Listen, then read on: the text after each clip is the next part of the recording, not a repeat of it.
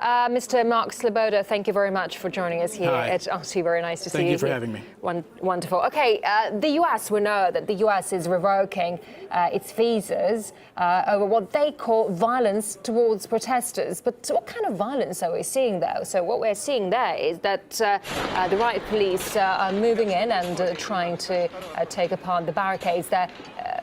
Who's violent there, then? Okay, well, what we're hearing from the United States and from the European Union is, of course, the most cynical hypocrisy. After the last few years of the brutal police repressions of the Occupy Wall Street movement in the United States and the anti-neoliberal austerity diktats that have been instituted around the European Union, which brought literally tens of millions of protesters out onto the street, them calling against violence in the Ukraine, where the majority of the injuries for the past few days have been from the police that have suffered injuries from Molotov cocktails, fire bombs, knife stabbings, clubbings with morning stars, withered shots from trebuchets constructed in the Maidan, and bows and arrows. I mean, we're frequently seeing a level of medieval violence from the protesters. That is where the real violence in these protests is coming from. But still, there have been reports of the first deaths in Kiev. Is it going to become some kind of point of no return? Okay, so we've had reports of 3 deaths at this point. One of them has been confirmed. This is Sergei Nigoyan. Sergei Nigoyan was in photographs posted on social media just a few months ago, training for the protests in Kiev, wearing militarized camouflage gear and firing an assault rifle. This young man was on a vantage on top of a colonnade where he was raining fire bombs down on police when he fell to his own death. However, it is without a doubt that the protesters will bring these deaths forward as an excuse for a further escalation. And we could indeed see this be the flaming of a spark that could lead in a potential worst-case scenario even to civil war.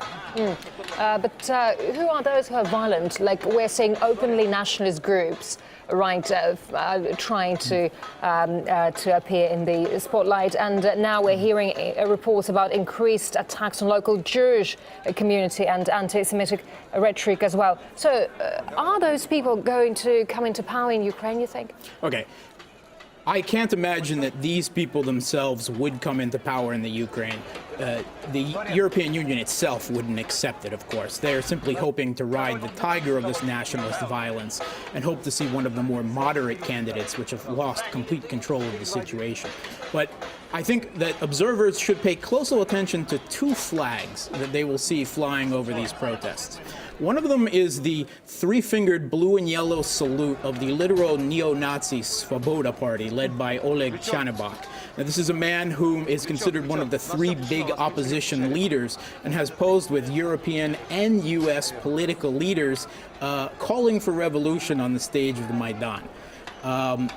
The other one is the red and black flag of what is now being called the right sector, Pravi sector, which is a coalition, a loose coalition of ultra-nationalist right-wing groups that can be described as both Aryan and anti-Semitic. This includes White Hammer, the Patriots of the Ukraine, UNA, UNSO, and several other ultra-nationalist groups, and a large number of literal football hooligans that have been called out into the streets via social media.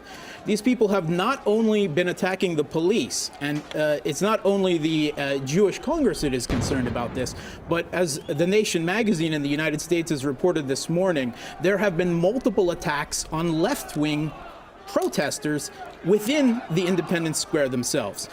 Feminists, gay rights protesters, labor union activists, and socialists have all been attacked by these ultra-nationalists, which at this point form the majority of the activists out there, not only on the Maidan Square, but on Grushevskaya Street. Okay, and Mark, we're just getting reports that the opposition is about to meet the Ukrainian president in half an hour's time.